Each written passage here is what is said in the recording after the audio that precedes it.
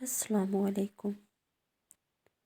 حضرت ثعلبہ رضی اللہ تعالیٰ عنہ بیٹھے تھے کہ آپ صلی اللہ علیہ وسلم نے فرمایا، جاؤ فلاں کو بلا کر لاؤ۔ جب بلانے گئے تو رستے میں ایک عورت پر نظر پڑی، غلطی سے دوبارہ نظر پڑ گئی۔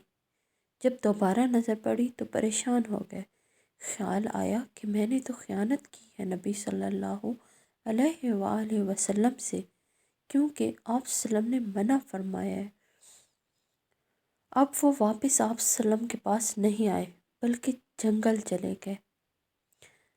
ابن قدامہ نے اپنی کتاب توابین میں اس روایت کو لکھا ہے۔ وہ کہتے ہیں کہ وہ 40 دن تک پہاڑوں میں روتے رہے کہ یا اللہ مجھ سے غلطی ہو گئی ہے۔ پھر حضرت جبرائیل علیہ السلام حضرت محمد صلی اللہ علیہ وسلم کے پاس آئے اور فرمایا کہ آپ کا وہ بندہ رو رہا ہے، اللہ نے فرمایا ہے کہ اسے بلا لو، میں نے اس کا گناہ معاف کر دیا ہے۔ تو نبی پاک صلی اللہ علیہ وسلم نے حضرت علی رضی اللہ تعالی عنہ کو اور جناب حضرت سلمان فارسی کو بھیجا کہ جاؤ اور اس کو بلا کر لے آؤ۔ وہ کہتے ہیں کہ جب ہم وہاں گئے تو وہ 2 پہاڑوں کے درمیان بیٹھے رو رہے تھے اور ہمیں دیکھ کر اور رونے لگے اور کہنے لگے، علی میرے بارے میں کوئی آیت تو نازل نہیں ہوئی؟ تو حضرت علی رضی اللہ تعالیٰ عنہ نے فرمایا، کیا نہیں تو چلو آپ صلی اللہ علیہ وسلم نے بلایا ہے۔ کہا اچھا آپ وسلم نے کیا فرمایا ہے؟ تو حضرت علی رضی اللہ تعالیٰ عنہ نے کہا کہ پتہ نہیں، بس بلایا ہے۔ کہتے ہیں کہ ہمارے ساتھ چلنے لگے۔ جب مسجد نبوی قریب آئی تو کہنے لگے، علی مجھ سے بہت برا گناہ ہو گیا ہے، نظریں میلی ہو گئی ہیں، مجھے نبی کے پاس ڈائریکٹ مت لے کر جاؤ۔ جب نبی پاک صلی اللہ علیہ وآلہ وسلم نماز کی نیت باندھ لیں تو میں پھر جاؤں گا۔ حضرت علی رضی اللہ تعالیٰ عنہ فرماتے ہیں، جب نبی پاک صلی اللہ علیہ وسلم نے مغرب کی نماز کی نیت باندھی تو انہوں نے بھی پیچھے نیت باندھ لی۔ اتفاق سے نبی صلی اللہ علیہ وسلم نے پہلی رکعت میں سورہ انفطار پڑھنی شروع کی۔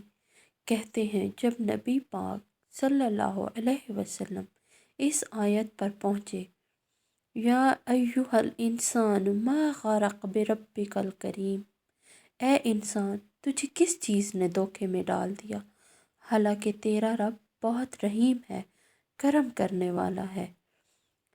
انہوں نے جب یہ آیت سنی تو بے ہوش ہو گئے، گھر والے گھر لے گئے۔ جب نماز مکمل ہوئی تو حضرت محمد صلی اللہ علیہ وسلم نے فرمایا کہ کیا ہوا؟ تو صحابہ اور لوگوں نے بتایا کہ وہ رو پڑے تھے اور گھر لے گئے ہیں۔ نبی پاک صلی اللہ علیہ وسلم پیچھے گئے ان کے گھر تو وہ بے سود پڑے تھے اور تیز بخار تھا۔